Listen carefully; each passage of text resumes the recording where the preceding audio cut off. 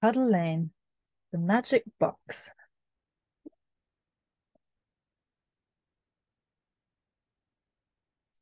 The magic box. Sarah and Davy lived in Puddle Lane. There was a big old house at the end of the lane with a big garden. Most of the house was empty, but a magician lived in the attic. He liked children, and he didn't mind a bit if they played in his garden. The magician's garden. One day, Sarah was outside in Puddle Lane. She had a toy cart. One of the wheels had fallen off. Sarah was just fixing the wheel back on again when she looked up and saw Mrs. Pitter-Patter. Sarah looked up and saw Mrs. Pitter-Patter.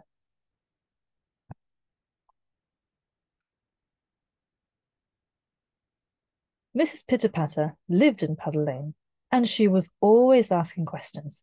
"Sarah," cried Mrs. Pitter-Patter, "whatever are you doing? You'll make your dress all dirty, and your mother will be very cross with you." "No, she won't, Mrs. Pitter-Patter," said Sarah. "I've got my old clothes on. It's my birthday, and the magician said that he would leave a present in the garden for me. He said it was a big one, so I'm taking my cart to carry it home." Sarah and Mrs. Pitter-Patter.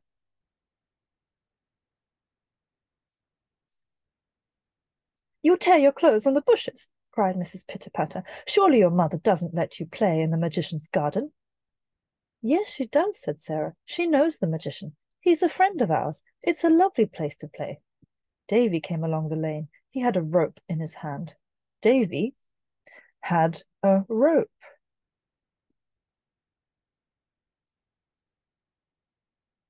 There were two big knobs on one end of the cart. Davy and Sarah tied the ends of the rope to the knobs. "That's the wrong way to tie it," said Mrs. Pitter-Patter. "We always tie it this way, Mrs. Pitter-Patter," said Davy. Mrs. Pitter-Patter shook her head and went back down Puddle Lane, muttering to herself. Mrs. Pitter-Patter went back down Puddle Lane. Davy pushed the gates of the garden open, and Sarah pulled the cart through. The rope worked very well. Davy shut the gates, and Sarah looked all around to see if she could see her birthday present. Sarah and Davy went into the garden.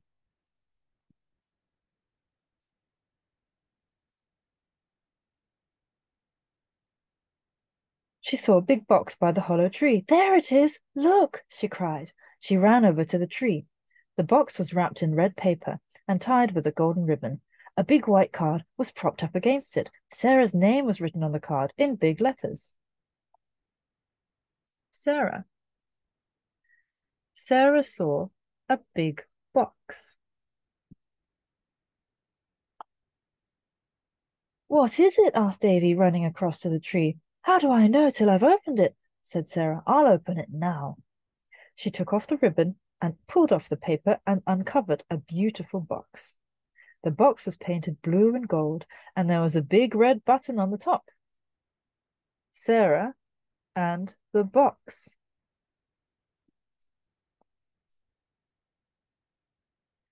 "I wonder what's inside," said Sarah, looking at the box. "How do you open it?" "Wait a minute," said Davy. "There's something written on the back of the card. Look! It says, 'Don't open the box. Push the red button.'" "What's the good of a box if you can't open it?" said Sarah. "It might be a magic box," said Davy. "You'd better do what the magician says." "All right," said Sarah. "I'll try it." She pushed the red button. "Don't open the box. Push the red button." Sarah pushed the red button.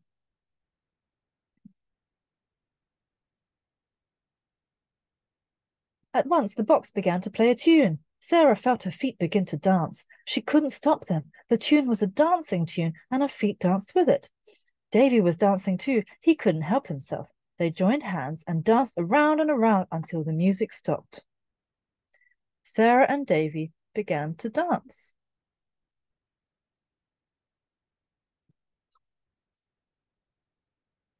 "It's a musical box," cried Sarah. She was rather out of breath. "What a lovely present!" "It's a magic musical box," said Davy. "I couldn't stop dancing." "Nor could I," said Sarah. "My feet wouldn't stop. Let's take the box back to Puddle Lane." They lifted the box into the cart and pulled it back carefully to the gates of the garden. Sarah and Davy went back to Puddle Lane.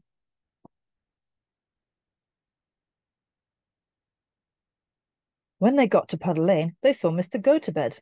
Mr. Go-to-Bed lived in the house next to the magician's garden. He spent most of the day in bed, sleeping, but he sometimes took his chair outside into the lane and went to sleep in the sunshine. He was fast asleep now, sitting in his chair. Sarah and Davy saw Mr. Go-to-Bed.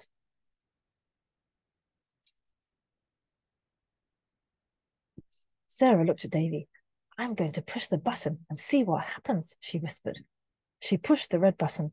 The music box began to play. Sarah pushed the red button.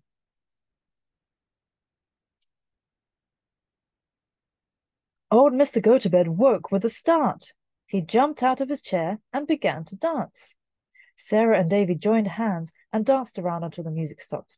"Well," cried Mr. Go-to-Bed as he sat down in his chair again. "Well, well, well, I haven't danced like that since I was a boy. That's a wonderful music box, Sarah." "It was a birthday present from the magician," said Sarah.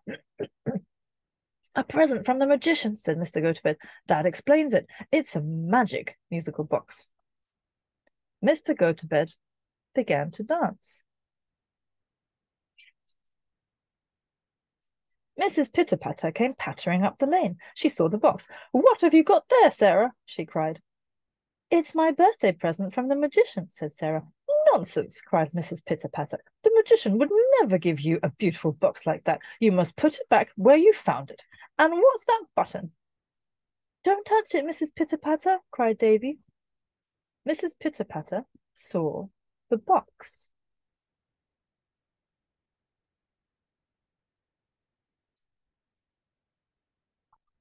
"Of course I shall touch it if I want to," said Mrs. Pitter-Patter, and she pressed the red button. This time, the box didn't play its dancing tune. It began to sing. "Mrs. Pitter-Patter patters up the lane. Mrs. Pitter-Patter patters home again. Mrs. Pitter-Patter telling people what to do.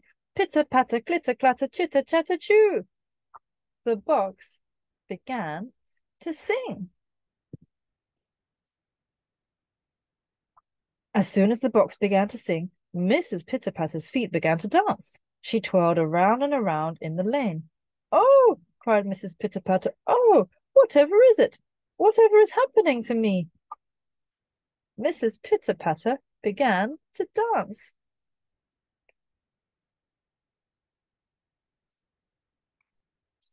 Mrs. Pitter-Patter was the only one to dance to that tune. Sarah and Davy and Mr. Go-to-Bed stood watching her dance until at last the box stopped singing and Mrs. Pitter-Patter went in at the door of her own house. Mrs. Pitter-Patter danced down Puddle Lane.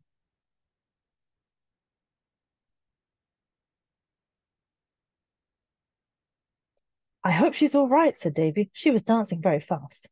"Oh, she'll be all right," said Mr. Go-to-Bed. "It's very happy music. I don't think it could hurt her. I enjoyed my dance. But you'd better take that box home with you now, Sarah. I'm worn out and I'm going to have a little nap." Mr. Go-to-Bed sat down in his chair. He put his handkerchief over his face and went back to sleep. Mr. Go-to-Bed went back to sleep.